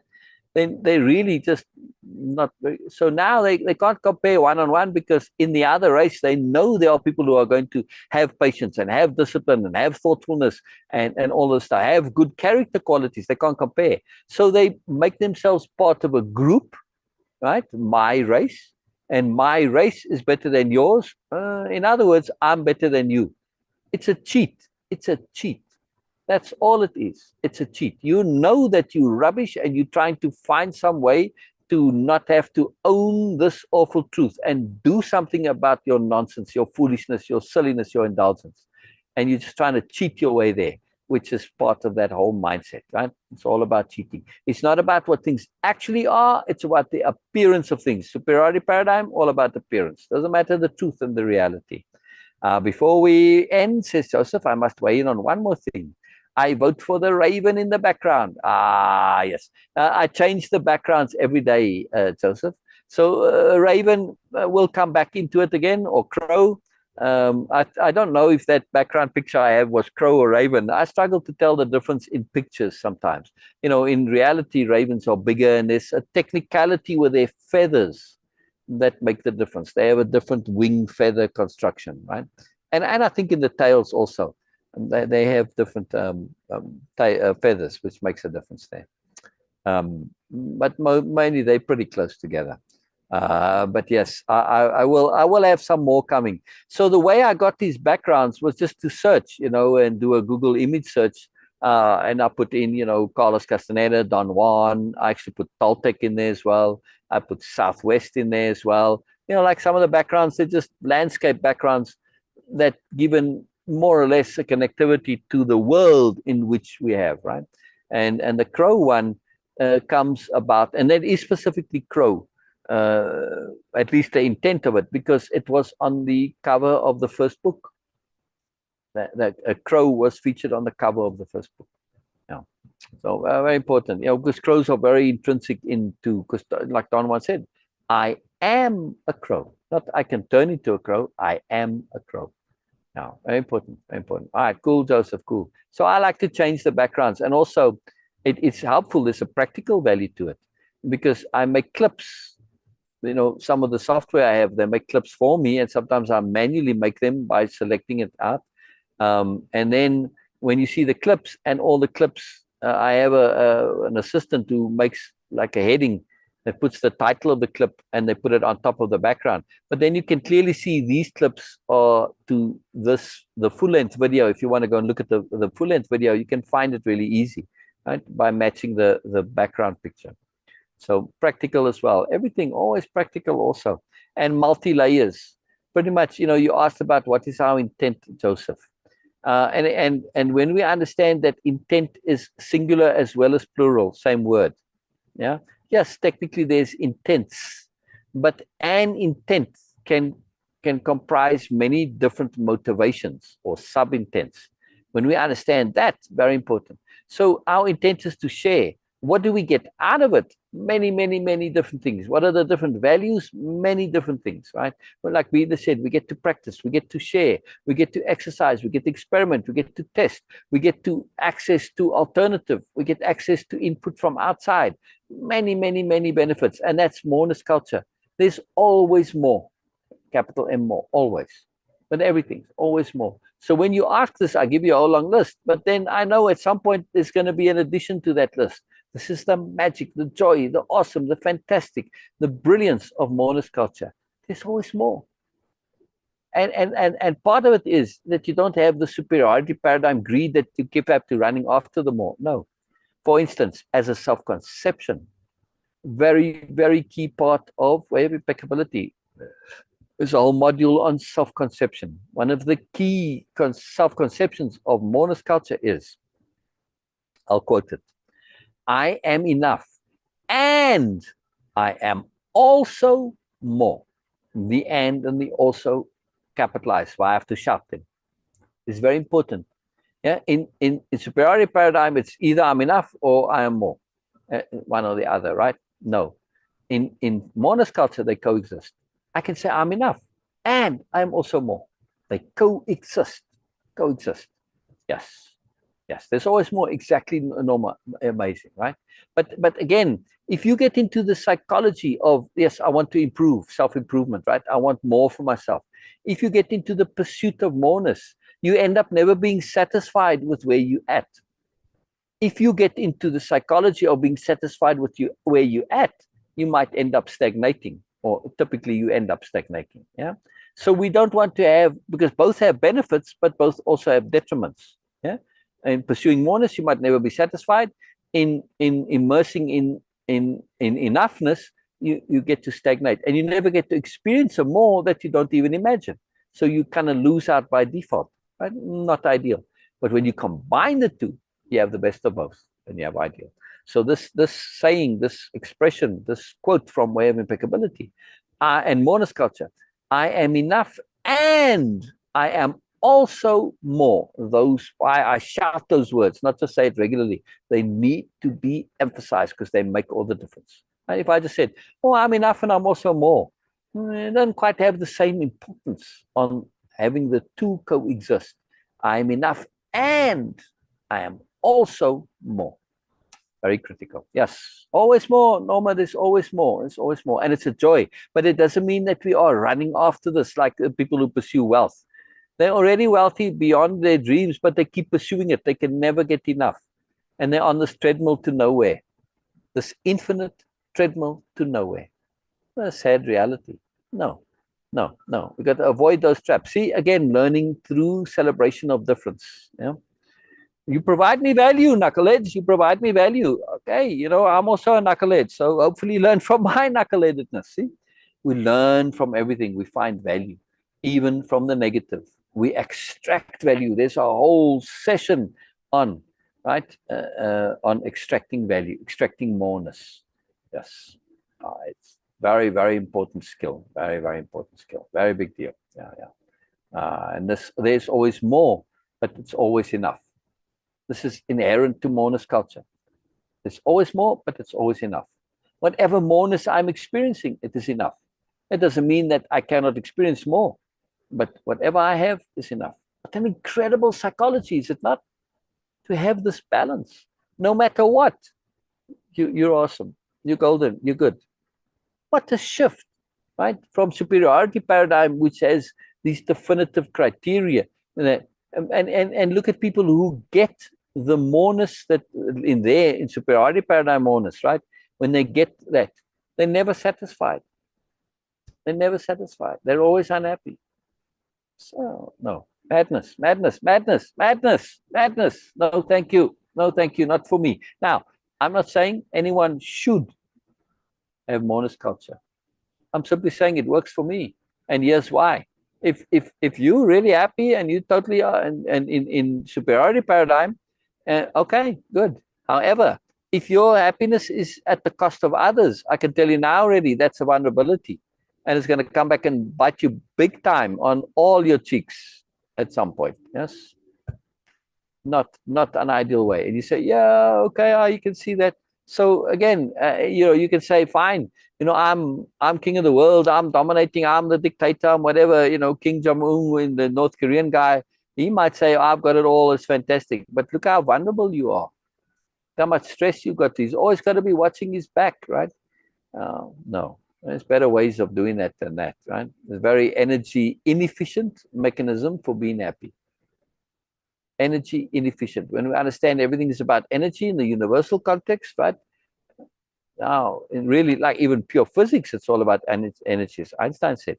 And energy efficiency is very important, right? So yes, you are getting what you want necessarily, but at what cost, what price? Yeah? And then where's your conscience and all of stuff like that? You can't ignore that. So very important stuff. Very important stuff. I love it. I love it, Joseph. I love it, Christopher. I love it, Norma. The guys are also awesome. See, and look at the magic of our difference. Yeah, Joseph, Christopher Abbott, Norma, myself, Beena.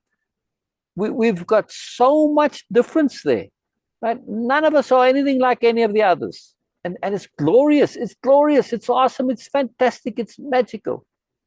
And look how valuable this is, because in you sharing your perspectives, right? I get to see an alternative reality of being.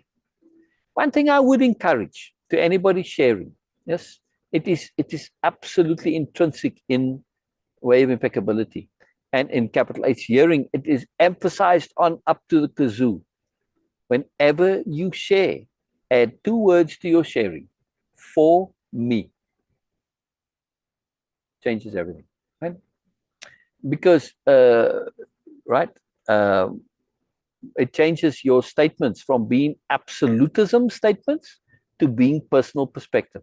I know, Joseph, that you are sharing your personal perspective, but the communication without for me makes it an absolute. And whenever you're sharing absolute, it, especially if somebody's somewhat contentious minded or people who are very focused on accuracy, can say, Joseph, that may be true for you, but it is not necessarily an absolute in the universal sense true, not an absolute truth. Yeah. So we have to be very careful, because when you say things in that way, without saying for me, by implication, it's an absolute truth. And then you end up in unnecessary discussions or even conflict, trying to determine whether or not it's an absolute truth. It doesn't matter. It wasn't made as an absolute truth. It's your truth.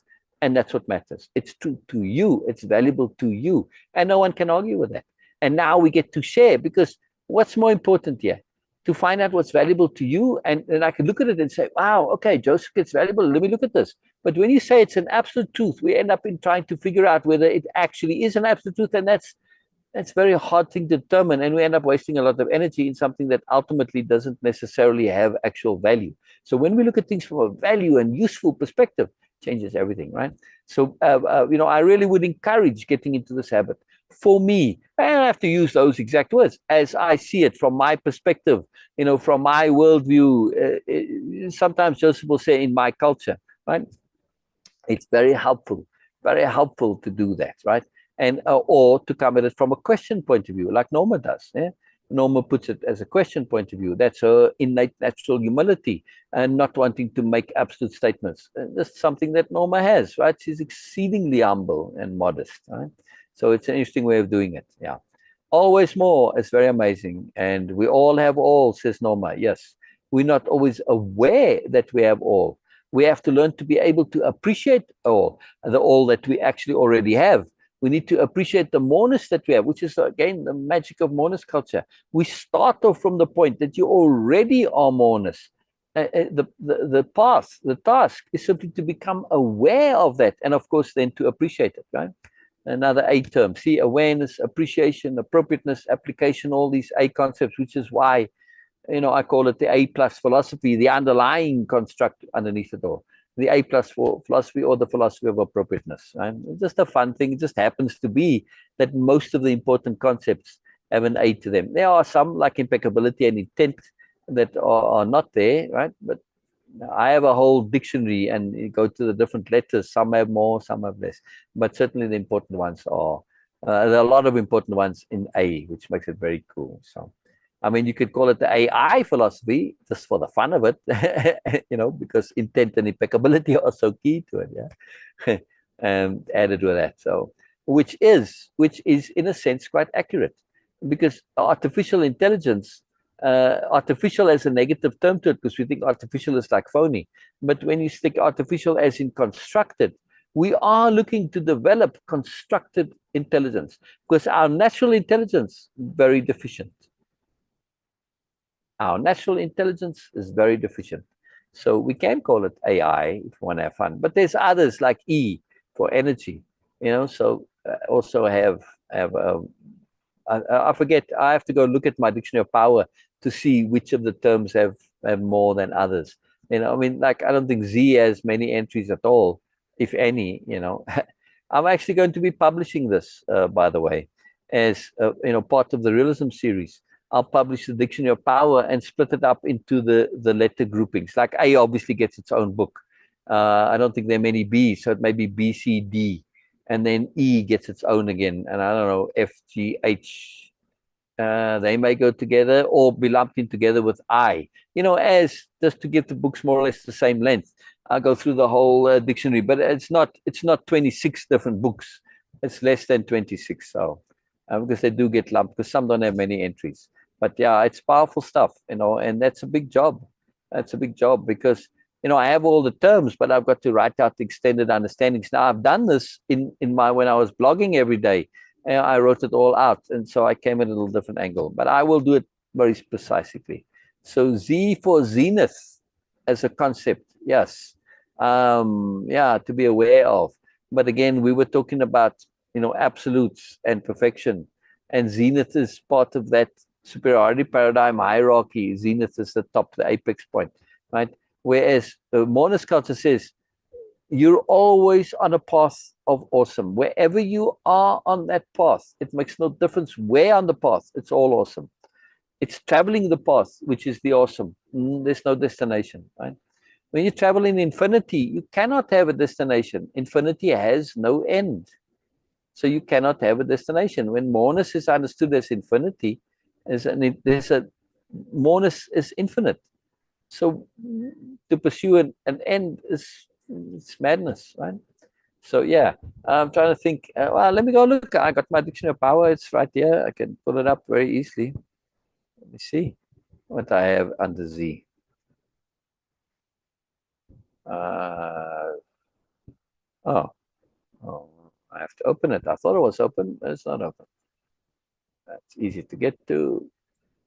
So yeah, I wrote a lot of articles, and I grouped my dictionary of power slightly differently because I took all the articles, because I covered all the topics, and then connected to that in that way. Let's see what Z I have here. Yeah, I don't have anything under Z. It ends with W. I don't even have Y's either. Yeah. But it doesn't mean you can't make them, because it's, there's a Way-Of-Impeccability dictionary of power, which is like an aggregate in a sense. Yes. Right. Mostly it's me coming up with it, but sometimes others have added there. But certainly everybody has their own individual dictionary of power. And that's the point of it. Is it's your dictionary of power. Even if you adopt mine, you still have to make it your own. Otherwise, it has no value whatsoever. So Norma, I'll work on a Z term. I can't think of one now, but I'll work on one. Yeah. I mean, I could typically I don't include in my dictionary of power terms which have value in the negative. Yeah, I try and avoid that, right? So superiority paradigm is a very crucial key understanding. And yes, it is in the dictionary of power, but it's rare, because you need to be aware of it. But I try and keep only in my dictionary of power those things that give me positive value, yes, inherently in itself. Yes, the value in understanding the superiority paradigm is in what to avoid. So you could argue that there's value there. But generally, I like to have the moreness that I'm looking to acquire in my dictionary of power. Superiority paradigm is just that will be in the language of conceptionality. There, it will be an entry, right? Not necessarily in the dictionary of power, but has to be in your language of conceptionality, and very crucial, because it's part of our understanding of our existence, yeah, the reality of our existence, and that's very crucial, necessary conception, which greatly facilitates the understanding. And one of the points of the language of conceptionality and the dictionary of power, what you put in there, we try to have it be a self-evident sensibility, that when you think it through, right, like awareness, not everybody thinks awareness through to the end, but when you think it through to the end, you'll come to realize, oh, awareness has to be self-generating. Otherwise, it's not awareness, but a program. See, so the word awareness, when thought through to the end, that's why to the end is all caps. And also when you perspective shift to multiple perspectives, right? When you've done that, then you see the fullness of the term. Mostly we use terms and we don't use them in their full meaning, right? Like awareness. We talk about, I mean, the dog has some kind of an awareness, but does it have awareness? See, that's why I make the distinction between little a and capital A, or, capitalized terms and non-capitalized, because it changes. When I suddenly say, does it, you say, yeah, the dog has awareness. Okay, duh. It's aware of me, it's aware of you, it's aware of danger. So the dog has some awareness. But when I say, does the dog have awareness? You're like, oh, I see what you mean. Well, no, not really. Yeah, no, not at all. So that distinction, in other words, when we emphasize, italicize, capitalize, makes a big difference. And language of conceptionality is to be aware of these differences. It's a very sophisticated psychology, in other words, right? And spirituality and emotionality, everything sophisticated. Very powerful. All right, very cool, very cool. I'll end it there. I miss Beena. I like Beena's ending, and I just love all you guys. I just love you all. I just love that you're here, and look how we are building a community from disparate individuals, right? I don't really care for this word disparate, but I'm using it very specifically here, right? Joseph, it goes to your point, right? Your meme that you shared the other day and you tagged me, yeah, about the misfits, the weird, the odd, the unusual. We don't have to be a misfit. We don't have to be weird or the unusual. We can just simply be different. When we learn to celebrate difference, and we have communities that celebrate difference, where we understand the whole is so much greater than the sum of the parts. This is what sharing is all about. This is Moreness-Culture. Yeah, we understand that even though I am insignificant, I contribute. Open up a mechanical watch, please, as an exercise. Yeah, you can maybe buy a cheap one at Goodwill or something, right? People don't, but you can buy them very cheaply, right? Open it up and remove the tiniest little gear in there. You may need a magnifying glass, and well, you will need a magnifying glass and the tweezers, very fine instruments you'll need to extract that little tiniest cog, yeah? And see what happens to the watch when you remove it. Stops working, right? So superiority paradigm says things aren't valued because they're small. Nonsense. There's no such thing as an insignificant cog in that watch. No matter the size, they all matter. They all count. Yeah? As somebody who's very clever can say, yeah, but what about redundancy? Yeah, but you there in case the others fail. If they fail, then you there. So yes, removing you on its own might not work. But when you have removed some value, you've removed that backup redundancy. So even though removal won't necessarily stop the watch, if it's a watch designed with redundancy, you've still removed some value. So every single thing has value. Yes, everything has value. So this is Moreness-Culture. There's always value. There's always value, right? You have a value as an option, as a potential. Yeah.